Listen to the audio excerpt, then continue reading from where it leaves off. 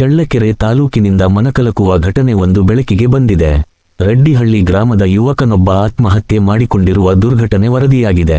ಮೃತ ಯುವಕನನ್ನು ಸುಮಾರು 20 ವರ್ಷದ ಶ್ರೀನಿವಾಸ್ ಎಂದು ಗುರುತಿಸಲಾಗಿದೆ. ಇವರು ಪರಶುರಾಂಪುರದಲ್ಲಿ ಐಟಿಐ ವ್ಯಾಸಂಗ ಮಾಡುತ್ತಿದ್ದರು ಎನ್ನಲಾಗಿದೆ.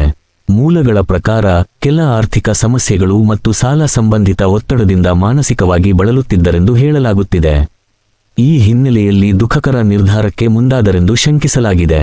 ಘಟನೆಯ ಬಗ್ಗೆ ಮಾಹಿತಿ ಪಡೆದ ಚಳ್ಳಕೆರೆ ಪೊಲೀಸ್ ಠಾಣೆ ಸಿಬ್ಬಂದಿ ಸ್ಥಳಕ್ಕೆ ಭೇಟಿ ನೀಡಿ ಪರಿಶೀಲನೆ ನಡೆಸಿದ್ದಾರೆ. ಈ ಸಂಬಂಧ ಪ್ರಕರಣ ದಾಖಲಾಗಿದ್ದು ತನಿಖೆ ಮುಂದುವರಿದಿದೆ. ಮಗನ ಅಕಾಲಿಕ ನಿಧನದಿಂದ ಕುಟುಂಬಸ್ಥರ ಆಕ್ರಂದನ ಮುಗಿಲು ಮುಟ್ಟಿದೆ.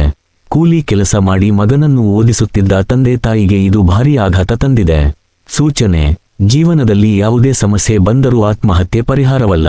ಸಂಕಷ್ಟದ ಸಮಯದಲ್ಲಿ ಕುಟುಂಬದವರು, ಸ್ನೇಹಿತರು ಅಥವಾ ಸಹಾಯವಾಣಿ ಕೇಂದ್ರಗಳನ್ನು ಸಂಪರ್ಕಿಸುವುದು ಅತ್ಯಂತ ಮುಖ್ಯ.